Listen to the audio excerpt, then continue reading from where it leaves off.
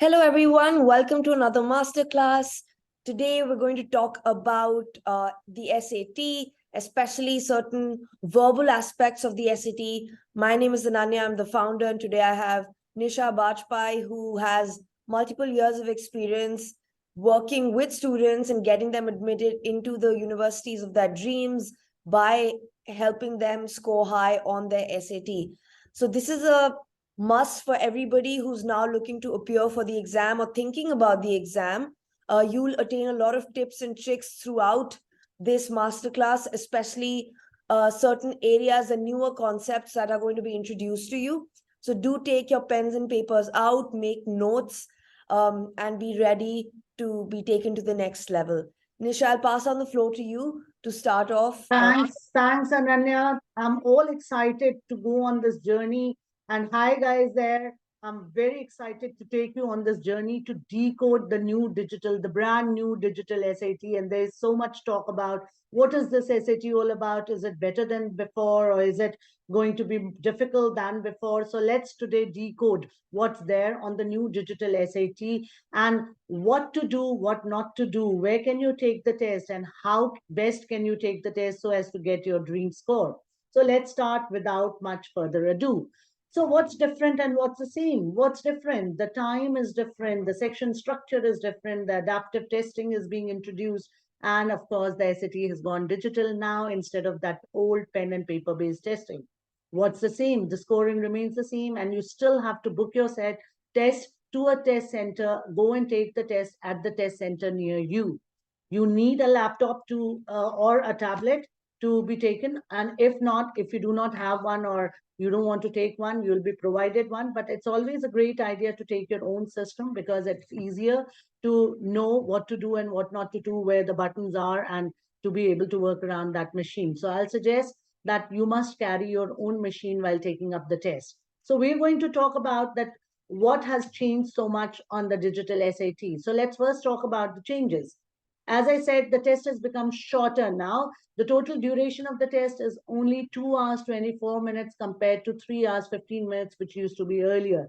Each of the sections of English as well as mathematics have become much shorter now. So it's kind of more convenient, less tiring to take the test now. Earlier, students used to dread taking up the SAT. I remember I had to literally push my students, please take a mock test, please take a mock test every time before the SAT. And they used to be, oh, it requires 3 hours, 15 minutes, and just 15 minutes break. 3 hours is a long time, right? So no longer now, it's just 2 hours, 24 minutes. English section is of 64 minutes, broken down into 2 modules, and same is with maths, 70 minutes, again in 2 modules of 35 minutes each. And in between, you have a break of 10 minutes. Now let's compare what's different between the digital SAT reading and writing. Earlier, what was called as the paper-based testing and evidence-based reading and writing is now called as digital SAT reading and writing. That's the first difference. There used to be 2 sections. One used to be particularly the reading section, and the other used to be the grammar and writing section, which is now combined together. There are no 2 separate sections for evidence-based reading and writing and grammar. Both the types of questions are combined. There is one complete section of English, which is now being broken down into 2 modules. Each module is of 27 minutes. That makes 27 questions, which makes 54 total number of questions. The total time is 64 minutes across the 2 modules. Now, the length of reading has considerably shortened. Reading used to be one thing which used to intimidate the students earlier because we used to get long passages. The length of the passages used to be somewhere around 650 to 700 words on an average, which has now drastically been cut short, and the total length of a passage is not beyond 150 words. So total length of passages ranges anywhere between 25 to 150 words. Ooh. So how many of you are feeling so much so relieved that you do not have to do that long reading anymore? So one passage, one question. Earlier, it used to be one passage, 10 questions. Now we have one passage, one question. So 54 question requires 54 passages in total. The time per question has also gone up. Earlier, it was just around 1 minute that you used to get to crack a question. Now you have 1 minute, almost 11 seconds extra to crack a question. So that is 71.1 seconds per question. So these are some of the different things on the English section if we talk about particularly. It has two sections. The overall SAT has got two sections. The calculator is allowed on both the sections of maths now. So you can use the calculator on the entire math section. In English section, as I said earlier, reading and writing questions have been put together and spread across in both the modules. So there are no two separate sections for reading or grammar section. Adaptive testing. Okay, there is so much of talk about adaptive tests. GRE and GMAT used to be the adaptive tests earlier, and SAT and ACT used to be those paper-based tests. Now SAT has gone digital. So what is digital? What does this digital testing mean for you? It means that the second section or the second module of each of the sections of English as well as mathematics has become adaptive. That is how you perform on your first module decides or determines the difficulty level of your second module. So let's consider two students, student X and student Y. Student X does very well on module 1, gets most of the questions correct on module 1. We'll get to see a little more difficult questions on module 2.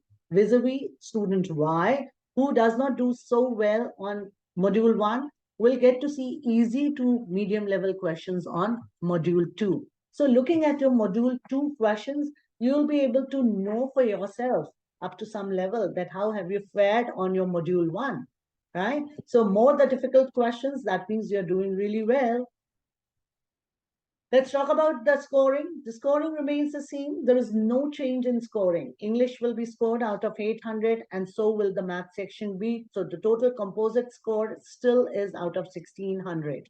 And you still have to book your test and take it at the test center near you. No more, no home testing allowed. Earlier also it was not allowed and still it's not allowed.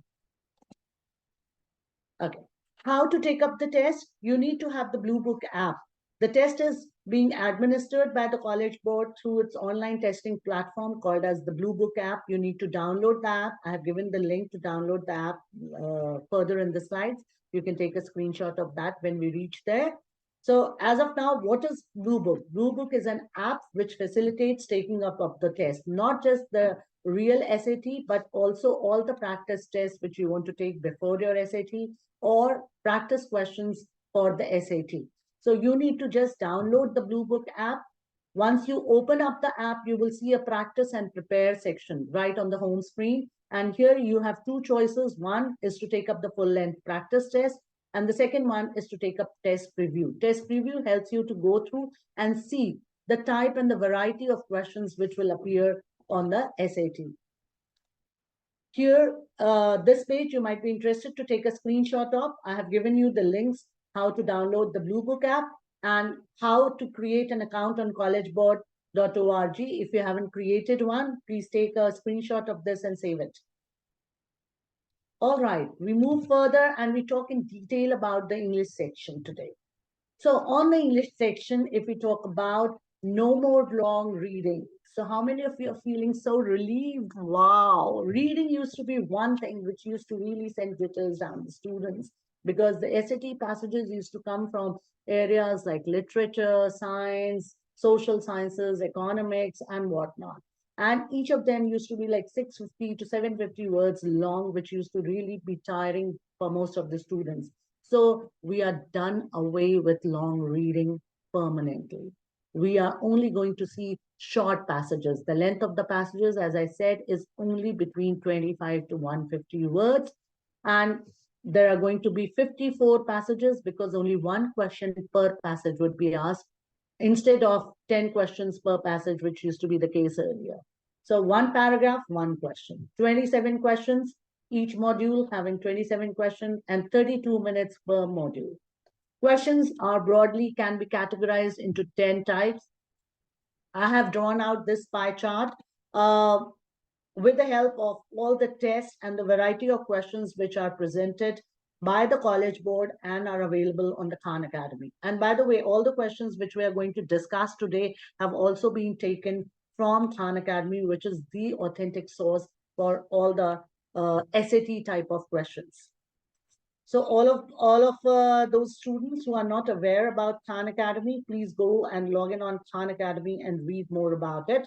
And once you join the classes, we'll be talking more about Khan Academy and we'll make you familiar about it.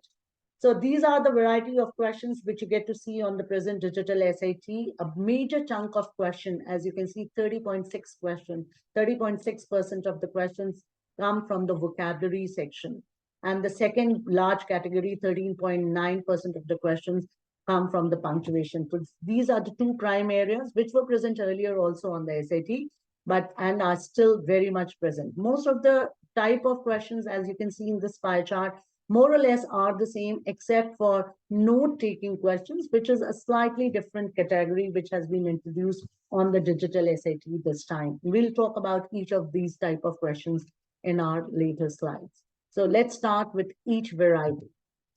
So talking about command of evidence questions. Command of evidence question, if we talk about, well, command of evidence question, if we talk about, they used to be called as evidence-based questions earlier. Evidence-based questions used to be those, paired questions which used to be present on the digital, on the SAT, wherein you were tested on the evidence for the answer of the previous question you have to find out. No more paired testing of the evidence-based question now. You have direct evidence-based question on the present SAT. Evidence-based question, how to identify those questions. In order to identify these questions, you have to look at the question stem, and the question stem will read like this.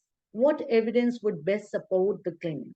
Or it may say, which choice best supports so and so? What evidence, if true, best illustrates the claim? Which choice most effectively uses data from the graph to complete the assertion? So if we talk about evidence-based questions may test you on two types of evidences. One is text-based evidences, and the second could be quant-based evidences. That is evidence which is based on certain graphical data, or evidence that is based on some textual data which is given in the text. So either you can have a graph in this question, be given a graph on this question, and you might be asked to pick out the evidence from the graph or any bar chart or any chart kind of data which is presented over there, or just the text being presented and you have to draw the evidence from that. So if you see in the question stem phrases like best supports the claim, or best supports, or illustrates the claim, or completes the assertion, you should be able to know that it's a command of evidence question. Coming over to the next variety of questions, which were always a mainstay on the SAT, and they are still there, thank God.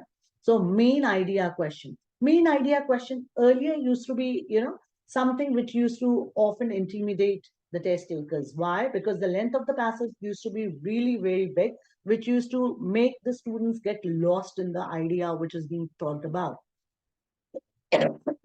Sorry. So there, now with the length of the passages going so short, as in 50 words or 75 words is normally the length of the passage which you see now, it becomes very easy to figure out the main idea. One, because the length of the passage is less. Two, because you can always reread the passage as many times as you want. Unlike earlier, where rereading was just out of question because the time or the clock was just ticking away. So how to identify the main idea question? Main idea question will simply and straight away ask you which choice best describes the main idea of the text. Sometimes it may not use this phrase, and instead it may say according to the text. The moment you see the phrase according to the text, you should be able to know and identify, okay, this is asking me the main idea of the passage. So you should be concentrating on what's the main idea of the passage all about. Let's give it a try. Let's see that how the main idea question can be asked and how should I be dealing with a main idea question. So take your time, pause the screen and give it a try first. Okay, and then you can solve it with me, or you can check the answers while I explain this particular question in detail.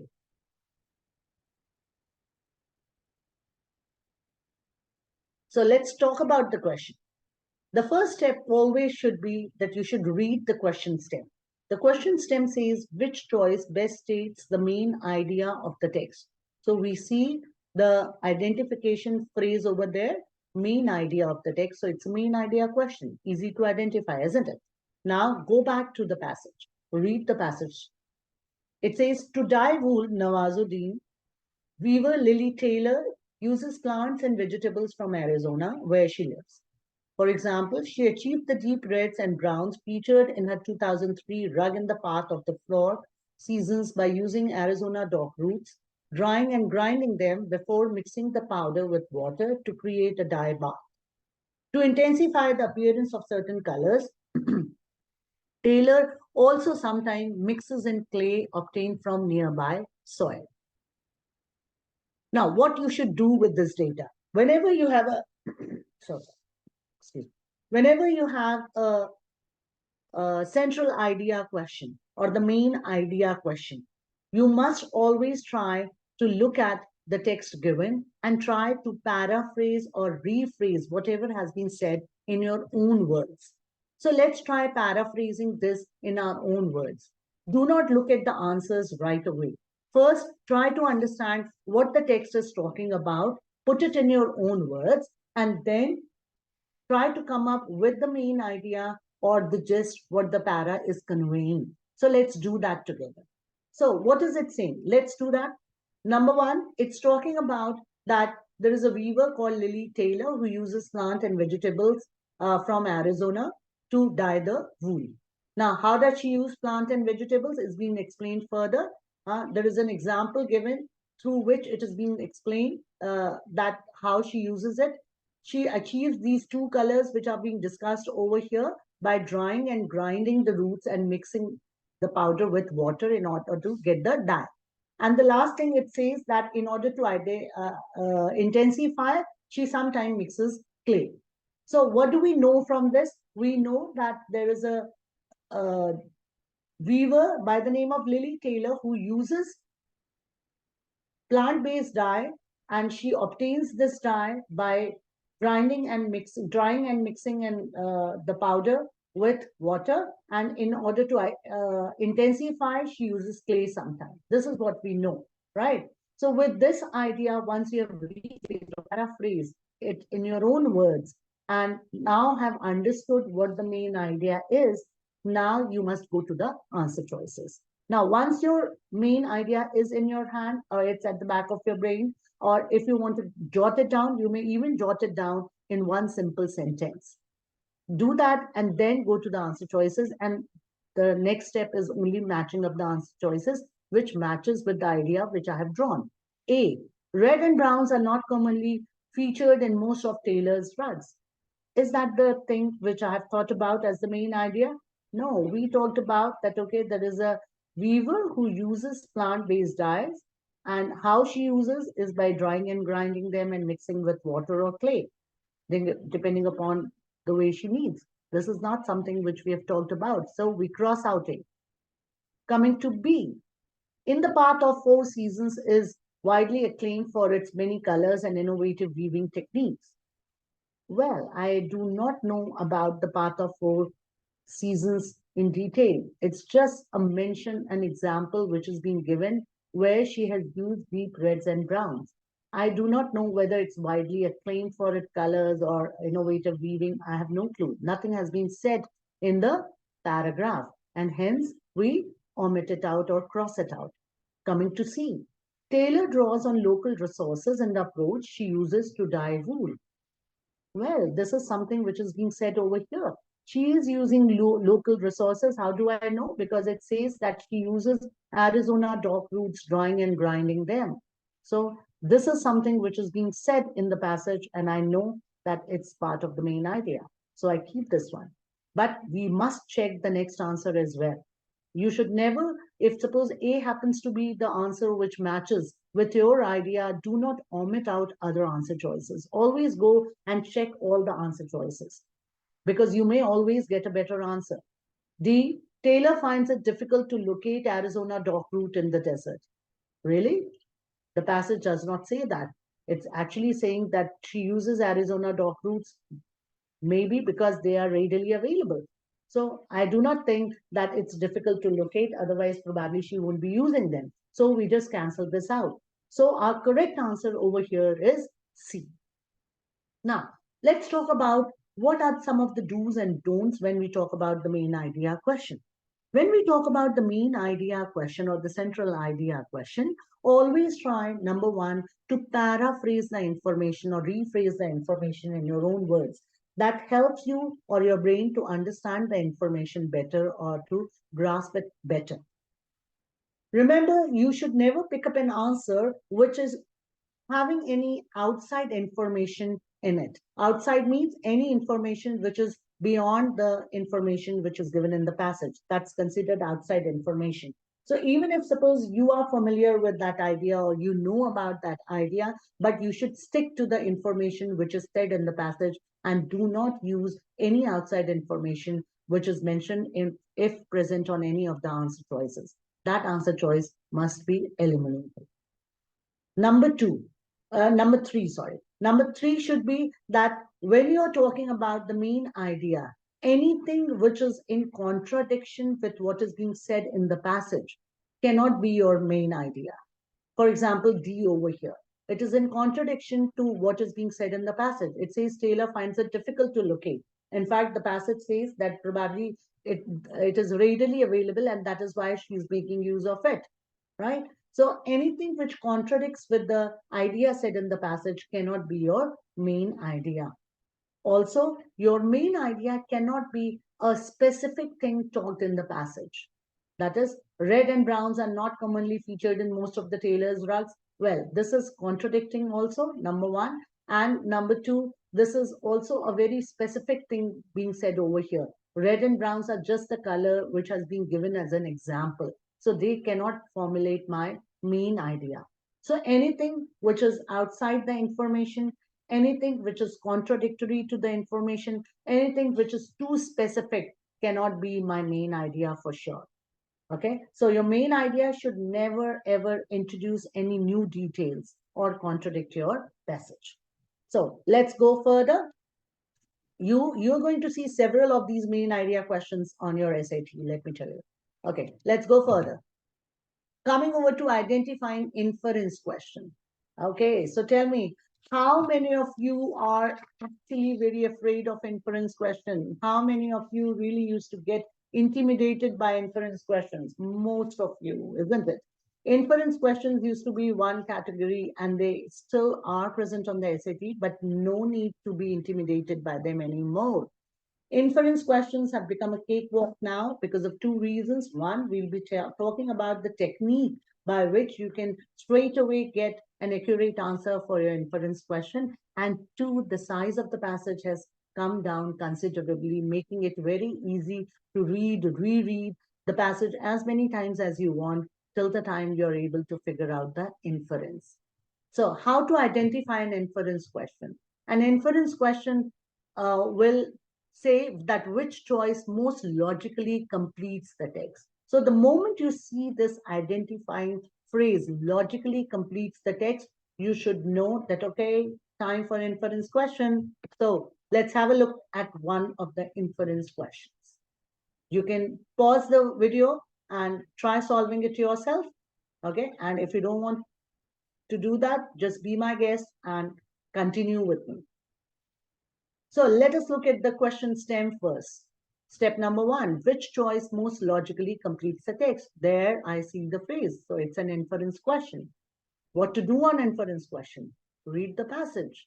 Read the passage. Okay. So many animals, including humans, must sleep. And sleep is known to have a role in everything from healing injuries to encoding information in long-term memory. But some scientists claim that from an evolutionary standpoint, deep sleep for hours at a time leaves an animal so vulnerable that the known benefits of sleeping seem insufficient to explain why it became so widespread in the animal kingdom. These scientists therefore imply that dash. Okay, so What to do and how to approach an inference question. Number one, read the entire information. Okay. After that, try paraphrasing the information in order to understand that well. While you're paraphrasing, in order to understand that information, pay a lot of attention to two things. Number one, transition words. If there are any transition words given, pay attention to them. Or if there are any transition punctuations given, pay attention to that. Okay. So do I see any transition words there? Yes, I do. But is the big transition word.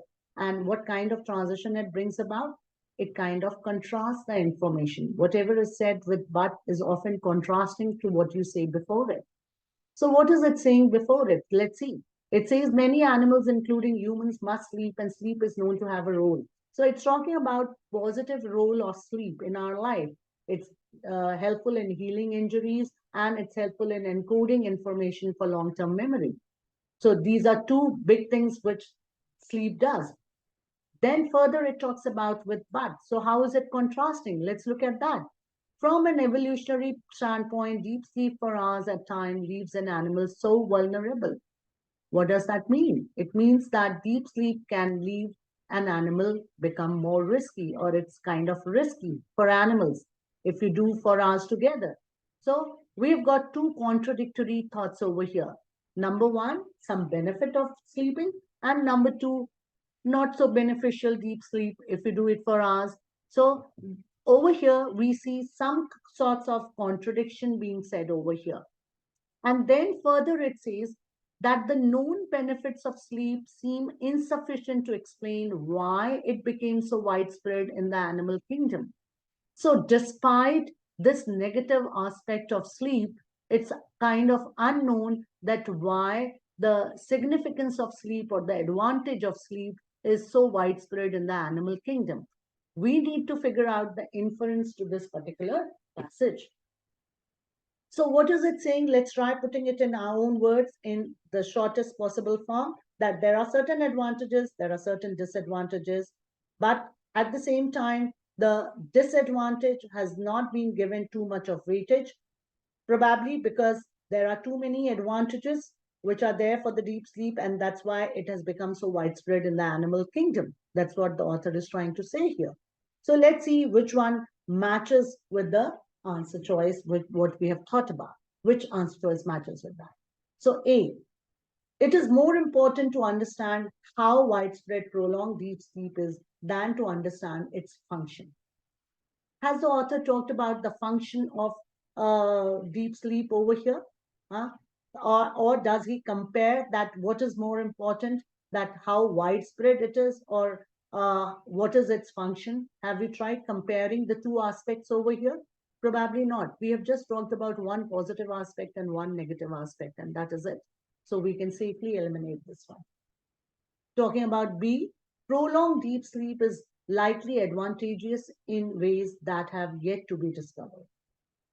Well, we can say that because it says that despite the disadvantage, uh, it's very much clearly saying that the known benefits of sleep seem insufficient to explain.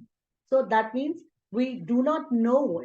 It's kind of same thing as saying yet to be discovered. Is insufficient to explain is same thing as yet to be discovered.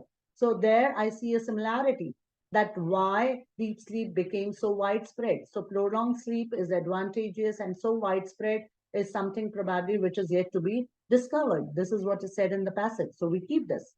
Coming to C, many traits that provide significant benefit for an animal also likely pose risk to that animal. Well, I do not know anything about many traits. Over here, the only trait being spoken about is sleep. So over here, I do not know anything about many traits. So remember, many traits. This phrase itself makes this choice bad for us. So we'll not pick up this one and not fall in the trap of the SAT. D, most traits perform functions that are hard to understand from an evolutionary standpoint. Once again, most traits, I do not know about any other traits because in the present given passage, we are only and only focused upon one trait, that is sleep. So most traits, whether they perform functions hard to understand, I really have no clue about. stick to the information being said in the passage. And hence we cancel out D, and our correct answer over here is B, Bombay, right? So on an inference question, how to go about solving an inference question? Let's talk about the strategy. Number one, always paraphrase or rephrase the given text in order to understand it better in your own words. That also helps you to cut down or cut out anything which is unnecessarily given and is not of too much importance over here. Then go to each answer choice after understanding the text and read each answer choice closely. Then anything which is beyond the scope of the argument should be cancelled out. For example, over here, A was beyond the scope of the argument because the argument is not comparing the two aspects which are being said in choice A, right? Similarly, C was also beyond the scope of the argument because we do not know about many other traits. We just know about one trait, which is sleep, okay? Always keep an eye on transition.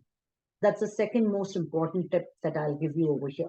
Always keep an eye on transition because transition words help us to know in which direction is the thought moving. Is it moving further talking or talking or saying about the same thought or further reiterating the same thought, or is it moving in a contradictory direction, talking something opposing or contrasting to the thought which has been said earlier, right? So keep an eye on any transition words given or any transition punctuations if they are appearing over there, right? So if you just keep these 2 points in mind, okay, you'll be able to do very well on inference question. And most important on an inference question, whatever answer you pick up, you should be able to prove it on the basis of the passage which is given to you. That is, whatever information is given in the passage, you should be able to prove that information from the passage, the one which you're picking up in the answer choice. If you're able to do and fulfill all the 3 parameters, well, you have picked up the correct answer. So there is no need, no longer to be intimidated by inference questions at all. They are very, very easy and they are a cakewalk, and we are going to tell you in our classes in much more detail, right? Okay, so let's move on. Identifying structure and purpose question. These type of questions were earlier also part of the SAT and they're still part of the SAT, and we get to see 2 sub-varieties in that. One, wherein you are asked about the overall structure of the text, which says which choice best describes the overall structure. And sometimes one particular line of the entire text is underlined and you are asked which choice best states the function of the underlined sentence and the overall structure of the text, right? So anyway, you can be asked about the structure and the purpose of the text given to you. Moving on to the next variety, which is paired passages. Again, paired passages used to be really difficult. Yeah, you agree? Yeah, paired passages are not difficult anymore, though paired passages are still there, but there's no need to be afraid of paired passages anymore. The biggest reason, the size of the passage has considerably shrunken down to small passages. So you can read the passages well, you can go through the information given in each of the passages as many times as you want. You can come up with the main idea of both the passages, and the type of questions are not too many about pair passage. Just one question is asked now about the pair passage. Now, paired passage question, how are they normally asked on the present SAT? Let's have a look. Based on the text, how would text 2 most likely describe the view of the theorist present in text 1? That is a comparison of what is said in one text with the other text. It could be text 2 versus text 1 or text 1 versus text 2. Like, look at the last question here. Based on the text, how would text 2 most likely respond to the research discussed in text 1? So just a comparison that how is the view of one theorist vis-a-vis the other one, how is the view of the scientist on text 1 vis-a-vis the second one, right? So that is all you have to do. Or you may have a question wherein you may be asked that based on the text, both authors would most likely agree with which statement. That means what is the common line, or what is something which is common or overlapping between the 2 passages. So we are going to delve into both the passages and how to solve paired passages when we talk about them in detail in the class, right? Over here, I'm not touching upon it because we are really hard pressed for time. We cannot really bind you to this webinar for very long, right? So I'll see you in classes and tell you in detail about how to go about paired passage questions. So let's move on to the next category. In the meantime, it's identifying vocabulary questions. Vocabulary questions are the biggest chunk of questions, as I said right in the beginning, if you remember, that they form almost 30% of the total number of questions which are asked on the digital SAT. So, of course, we need to pay more attention because more number of questions, more attention needed over here, because you'll see these questions popping up again and again on your screen. So which question completes the text with the most logical and precise word or phrase? The moment you see precise word or phrase, you know it's a vocabulary in context question. As used in the text, what does the word dash mean? So any word can be picked up from the passage, can be put in the place of dash, and the question can be formed. This variety was there earlier also and is still there. And the third type, that is not a direct vocabulary question, but rather a transition-based vocabulary question, wherein you are tested on the transitions, that is a grammar question. Which choice completes the text with the most logical transition? You'll be given a choice of various transition words, and from those transition words, you need to pick up the most logical transition, which can be fitted in the given text. So let's talk about these questions in a little bit more detail. Okay, so let's talk about the first question. It says, which choice completes the text with the most logical and precise word or phrase? So identifier there, most logical word or phrase there. That helps us to identify the question. It's a vocabulary-based question, and more so, it's a vocabulary in context question. Vocabulary in context used to be the area which was tested earlier also, and it is still there, right? So vocabulary in context, what is vocabulary in context? And how do I go about solving the question? Vocabulary in context is basically testing you, this question is testing you on, in the contextual sense of the given question, what word fits in the best, right? So for that, let's read the complete text.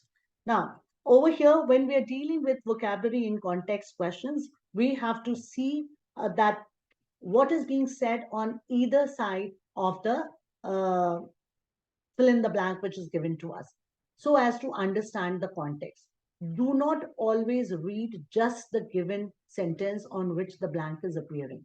Try reading the complete text in order to get the complete context. Many students make this, I would say, error that they read just the line on which the blank is appearing in order to cut down on reading, and then try to figure out that, okay, which one fits in the context. Wherein in the context question, you must always focus on the complete context. So let's read this. In recommending Bao Pi's collection song, I Sing, a librarian noted that pieces by the spoken word poet don't lose their dash nature when printed. So something about the nature of the spoken word is what we are talking about. Now, let's focus on how the rest of the thing is given, or the rest of the sentence is given. There is a colon there. What does a colon mean? Colon means whatever has been said before the colon will be described after the colon. So a colon is often put to put a detailed description of the thought which is said before the colon. So let's read what is said after the colon.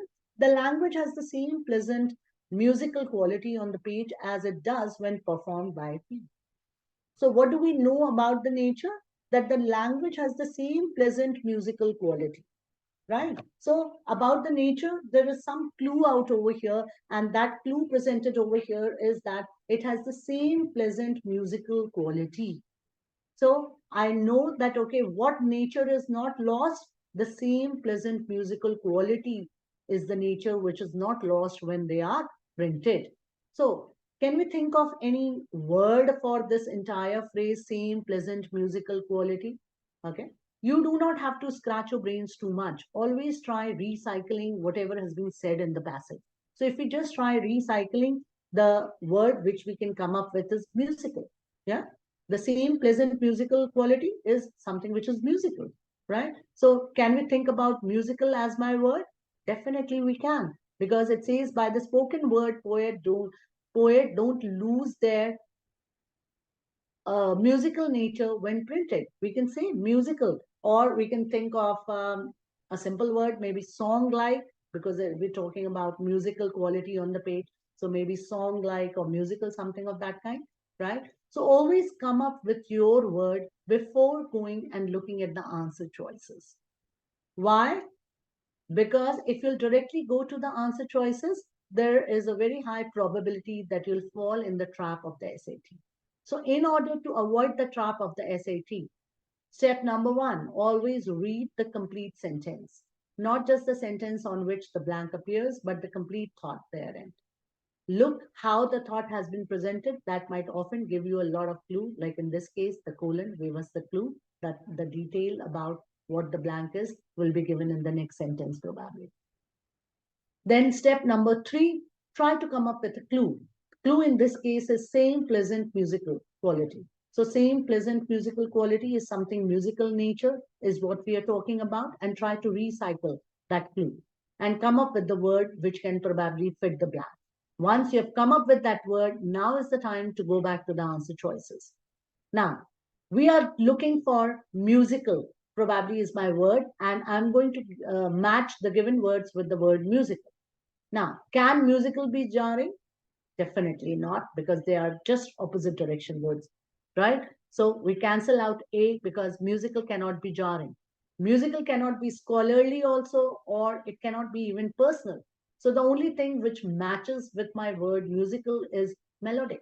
Melodic is probably same as musical. We said song-like or musical is matching with the word melodic. So our answer over here is melodic. What to do? Let's quickly reiterate what are some of the do's and don'ts on a vocabulary in context question.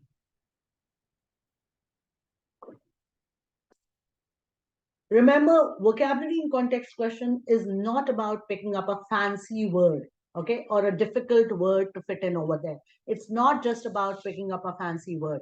It's about completing the answer choice with a word which is actually reaffirming or reinforcing the meaning of the given thought or meaning of the given text. So you need to keep in focus that, okay, what helps me reinforce this particular thought or put it in a different way. So that's something which you always need to remember. Number two, never ever look at the choices. Okay, if you're too tempted to look at the choices, just hide the choices with a piece of paper or just with your hand. So hide the choices if you're too tempted to look at the choices. Why? Because there is a very high chance that you will pick up a or fall for a trap answer if you look at the choices right in the beginning. So that's step number two. And then step number three is come up with your own word. Come up with your own word, keeping in view the clue as well as the thought which is in the context. Come up with your own word, and once you have come up with your own word, now match the answer choices with your prediction. That helps you make the practice perfect, right? So I hope the strategy to solve the word and context question is clear to you. So let's now move over to the next question. Let's read the question stem. Start with, which choice completes the text with the most logical transition? So the moment I see the identifying phrase most logical transition, I should know that this is a transition question. Okay, I will still be presented with the words, but those words all will be transition words. So it's a different type of vocabulary question, right? Again, hide the choices. Do not look at the choices at all, right? You can pause and you can try attempting this question, okay? And if not, then you can just keep watching and keep following what I do. You can just keep imitating that and keep noting down the points. So step number one, the moment I see that, okay, I have a transition question, okay, transition, what is transition? Let's talk about transition before I go on solving this particular question. Transition basically is a connector which helps you connect two thoughts. Now, those two thoughts can be similar thoughts, those two thoughts can be contrasting thoughts, those two thoughts can be completely contradictory thoughts, or those two thoughts can be, simply putting out the sequence or ordering the thought into like the first this happened, then later this happened, then after that this happened, just sequencing, right? or they can be an example. One thought can be example of another one, or one can be, the effect of what is being said earlier. That is a cause and effect kind of relationship.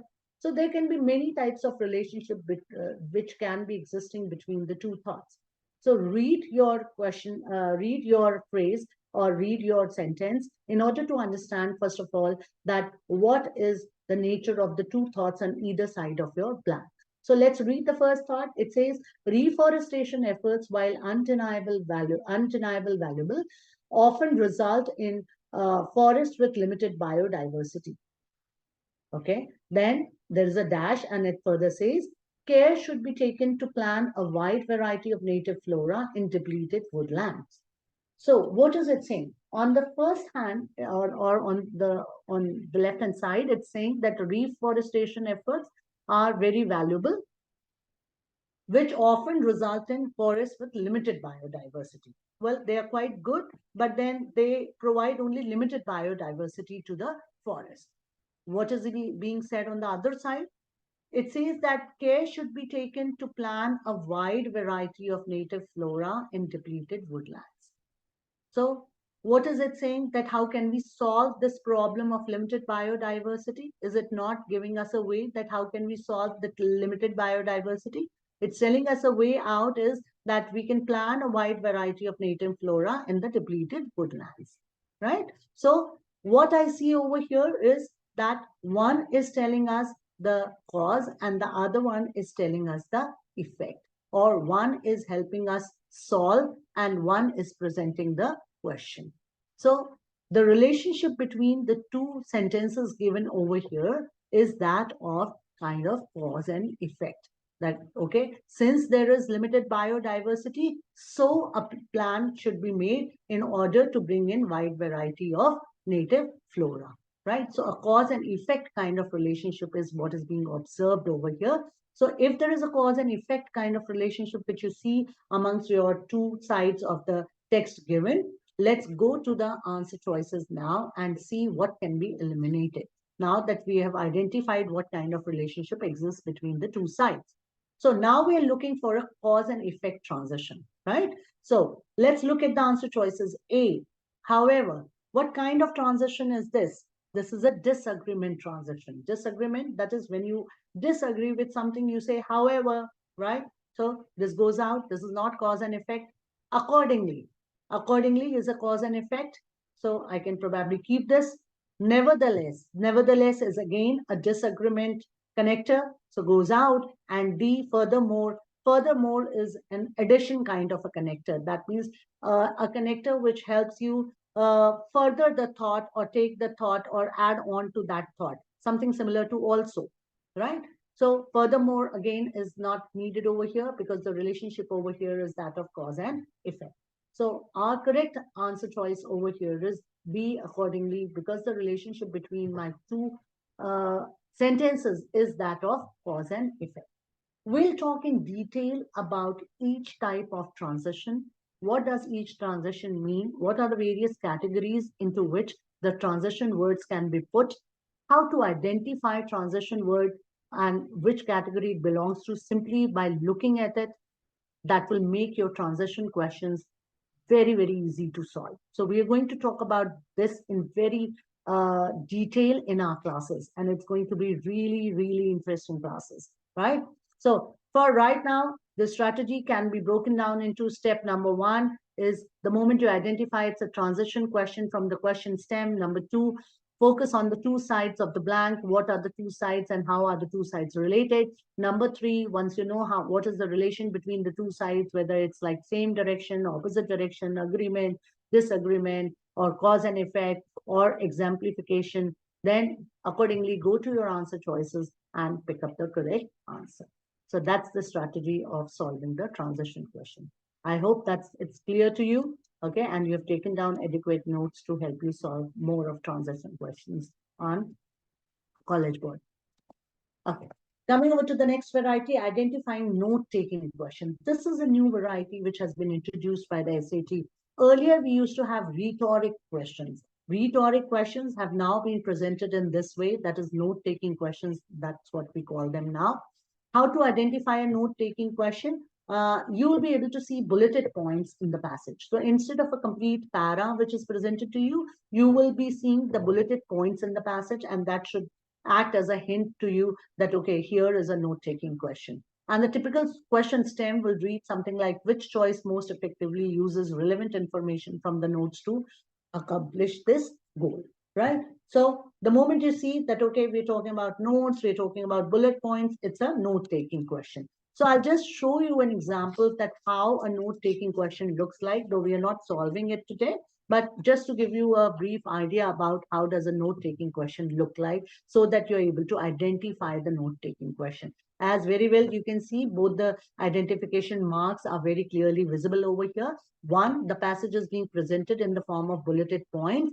And two, the question stem reads, the student wants to introduce the scientist and her field of study to a new audience. What choice most effectively uses relevant information from the notes to accomplish this goal? So the moment you see bulleted points and information from the notes to accomplish the goal, you know it's a notes-taking question. Moving on to the next variety of question, text structure and function. Text structure and function questions were always part of the SAT. They still are part of the SAT. The overall structure can be tested, or the just a small part of the structure or the function of an underlined portion may be tested. So the question stems may read like, which choice best describes the overall structure of the text, or which choice best states the main purpose of the text, or it may ask which choice best describes the function of the underlined sentence in the text as the whole, when you are not tested on the entire text. This is how the text structure and function questions look like. They are basically testing you on how has the author structured, that is, put in the information within the text, or a particular line, what function does it play in the entire scheme of things. Sometimes, what is the overall purpose of the text? Why has author written that text? So instead of asking what is the main idea, what the main idea question does is, it asks you what is the main idea, right? Over here, it's asking why has author written this particular text, or why has author presented the text. So it answers the why. The main idea question answers the what, right? So that's the basic difference between the main idea and the main purpose question. We'll delve into the main idea and main purpose question in detail, the differences between the two in our classes. So be there and learn the differences, right? Coming over to the next category, that is identifying grammar questions. Well, grammar questions have always been part of the grammar section that earlier was called as the writing and grammar section. Now they are spread all across on both the modules. How would you identify a grammar question? It has become fairly easy now. Any question which uses the phrase that conforms to conventions of standard English. For example, the question stem may read, which choice completes the text so that it conforms to the conventions of standard English? This should give you a clue that, okay, now here is the time for grammar. So how many of you love grammar?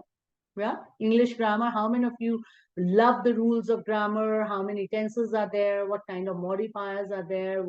How many kinds of clauses are there? How to use the clauses? Which subject should agree with what kind of verb? What is a pronoun and what is an adjective? What is a conjunction? Yeah, what's a preposition? Yeah, very few. Yes, I knew that. But the good news is that SAT only tests you on certain rules. So you don't have to go through that entire thick Grin and Martin, and you don't have to mug up all the rules and practice that entire book in order to be able to crack your SAT grammar question. SAT grammar question are focused on only certain areas of grammar. And I'll tell you in this particular webinar itself that what are those grammar areas so that you can limit your focus on those areas and then master the technique of grammar questions. So let's have a look. Let's first try solving a grammar question together. So it says, which choice completes the text so that it conforms to the conventions of standard English? So standard English convention, you tested, so you know it's a grammar question for sure. How to go about solving a grammar question. So over here, you can take a pause, try it yourself first, and then probably follow me as I go about this question. So let's have a look. According to Naomi Nakayama of University of Edinburgh, the reason seeds from a dying dandelion appear to float in the air while dash is that their porous plumes enhance drag, allowing the seeds to stay airborne long enough for the wind to disperse them throughout the surrounding area. Right. Now, there are so many aspects of grammar which may be tested in a grammar question. How do I come to know that, okay, what aspect of grammar am I tested upon this question? The clue is there. Where is the clue? The clue is in the answer choices. So in order to know that, okay, which aspect or which rule of grammar that you are being tested upon, just pay attention to your answer choices. So the moment I look at my answer choices, I get to know that, okay, the first one is having a comma, second one is having a colon, third one is having a semicolon, and D is not having any punctuation mark. So probably I'm tested upon the use of punctuation marks, which is the most frequently tested area on the SAT. So here, this question, I come to know by looking at the answer choices that I am tested on the punctuation marks. So what to do? You just have to know the rules of using each of these punctuations, right? So in the meantime, let's have a look. What is happening over here? What are the things appearing? So if I focus on the way the things are presented to me, it says the reason seeds from a dying dandelion appear to float in the air while. Right. So over here, I see before the blank, there is a noun phrase. And what's there after the blank? After the blank is. That is a verb. So I have a noun phrase on one side and I have a verb on the other side. So let's look at what punctuation marks cannot be there between a noun phrase and a verb. We cannot have a comma between a noun phrase and a verb. You cannot separate the noun with the verb with the help of a comma. You can never place a comma between a noun or a noun phrase and the verb. So definitely answer choice A goes there. I cannot have a comma between the noun or the noun phrase. So A goes out. Coming over to B, there is a colon. Okay. And in C, there is a semicolon. The rule of colon and semicolon states that before a colon or before a semicolon, there should be an independent clause. Do I see an independent clause over here? According to Naomi Nakayama of University of Edinburgh, the reason seeds from dying dandelion appear to float in the air while. Is this a independent clause? Definitely not, because it ends with a while, so it cannot be an independent clause. Because it cannot be an independent clause, hence we cannot put a colon or a semicolon to end this clause, right? So over here, B and C get eliminated because I do not see an independent clause over here. So the only answer left for us is D, which is absolutely correct answer, because over here, I don't have an independent clause, so I should not have any punctuation marks after falling. Is that clear? Yeah, still confused? Yeah. So come and join and meet me in the classes, and I'll take you through the rules of each of the punctuation mark in much more detail and make it a cakewalk for you. I promise that. Yeah. Okay. So as I promised, I'll put the things together for you so that you are not struggling with grammar topics anymore. So the topics which you must focus upon when I talk about punctuation, they are comma, semicolon, apostrophe, period, dash, colon, and parenthesis only. You do not have to look beyond these punctuation marks at all, right? All the questions of the SAT will only be revolving around one of these punctuation marks. Then what are the grammar topics that one needs to focus? You do not have to burn the midnight oil to go through that entire Renan Martin and try to mug up all the rules. No, no, no, no, no. Just focus on subject verb agreement, pronoun antecedents, verb forms, subject modifier placement. That's something very, very important. Let me tell you, modifier placement is often tested on the SAT. They love to test you on modifiers because schools do not teach modifiers in detail. That's one reason probably students are not very clear on that. Plural and possessive nouns, essential and non-essential clauses. So we are going to deal in our classes with each of these grammar topics, and I can promise you the grammar classes with me can be really fun. Okay. So see you in my classes. Are you ready? Yeah. Are you ready? So what to do? What is the next step? Yeah, Ananya. Yes. Thank you so much for taking us through that, Nisha. I personally learned a lot, even though I'm not appearing for my SAT, but I hope I was, because this was really helpful. As next steps, everybody listening in, of course, you'll have this recording available with you, but so will you have our information. So you can join the WhatsApp group that we have, but along with that, you can reach out personally to me over email. You'll have all the details given to you so that you can connect for any classes that you want, whether it's group or individual, with Nisha herself, and personalize that journey for SATs for yourself. So we'll have all Yes, that I look information. forward to seeing you guys. I really look forward to, and whatever doubts you have, please send them to us over the WhatsApp group so that we can reply to you and we can clear all your doubts. Yeah, before you come and meet me in the classes. I look forward to meeting each one of you. Amazing, amazing. Thank you. So we actually encourage question taking, and like Nisha said, we look forward to seeing you in classes. Thank you so much for listening, and thank you, Nisha. Thank you, Ananya. Bye bye. Bye.